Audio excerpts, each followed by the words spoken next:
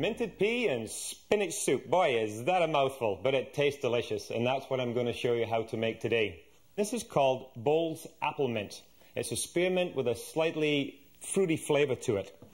So let's just put this over here. I'm going to turn some heat up under the pan, add a little bit of butter, about 2 tablespoons or so. We're going to take the onions and we're going to sweat them in the butter for about 20 to 25 minutes. You know, the really interesting thing about onions is when you first cut them, they're very strong, they're pungent, they make you cry, and they're bitter to the taste. But with a long, slow, gentle cooking, they release all the sugars and become very, very sweet. And that's what we're going to do for this soup. And you can see the difference that's happened to the onions. Nice and soft and golden color and smells so sweet. So at this point, what we'll do is we'll add the spinach. And we're going to have our heat up fairly high. And I'm going to put the spinach, and you'll just see the spinach sweat down a little bit. Lots of goodness and lots of nutrition in this particular soup. Okay, now while that's sweating down, let's just pick some leaves off this apple mint. And we need about 2 cups for this recipe. Not packed into the cup, but just loosely filled. You know, mint is one of the things that most gardeners have no trouble growing at all, because once you get mint into your garden, if you don't contain it properly, it gets all over the place. The secret with mint is either to grow it in containers, or if you're growing it in the garden in regular soil, is to plant it in something like an old bucket that's at least 10 to 12 inches deep. Cut the hole out, sink the bucket down into the ground, and put your mint plant inside it. The only other little trick I can tell you to do is that when you put the container in the ground, don't put the rim of the container absolutely level with the soil. Leave it up 1 or 2 inches. And the reason for that is that as the mint comes up over the side of the pot, you'll see it trying to get out and you can snip it off. Mints, when you're growing them in the garden, will grow anywhere from full sun to almost complete shade. The only thing that they all like, is moist soil. So if you have mints in your garden and in the summertime they're not starting to look very good, you're probably not watering them enough. Okay, I think we've got enough mint there now, and the spinach is nicely wilting down. Okay, it's time to add in the peas. Give them a little stir. And now we add in a chicken stock or vegetable stock or water, whatever it may be.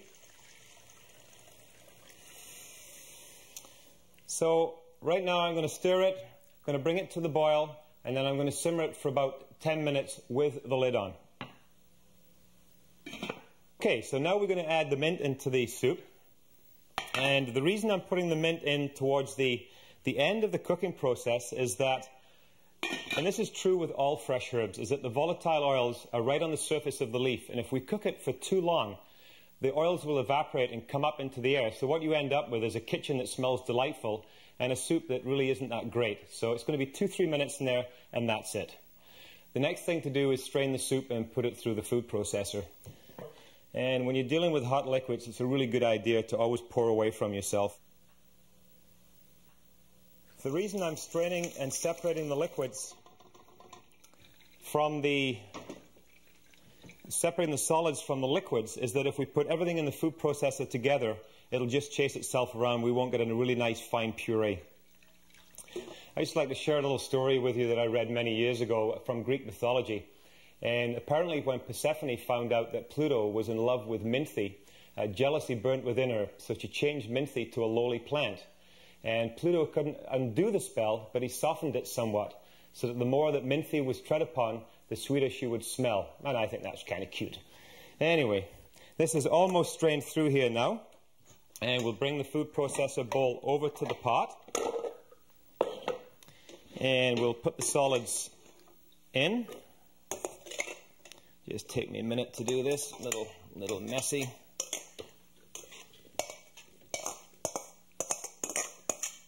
There we go. Put that away over there. And what I'm going to do is just put a little bit of liquid into the food processor, just enough to process it through. Just put a small amount in. We can always add a little more later if we have to. And this should take just a few seconds.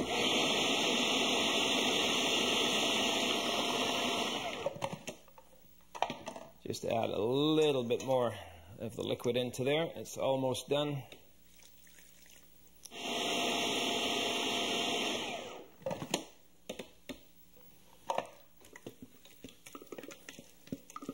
And all we have to do after this is add the whipping cream to it. And I've got about 1 cup of cream here. And just pour it in gently. And at this point, we can put the heat back underneath, but we don't want to boil it, because if we boil it too hard, it might curdle. Just taste for seasoning. Maybe a little tiny bit of salt, not too much. And a touch of fresh pepper.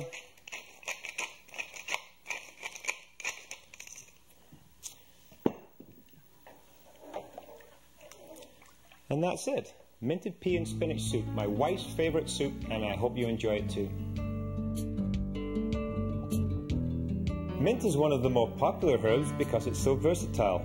For example, it can be used in teas, both hot and cold, alone, or combined with other herbs. My favorite being lemon balm. Classic uses are in mint sauce and jelly and mint juleps.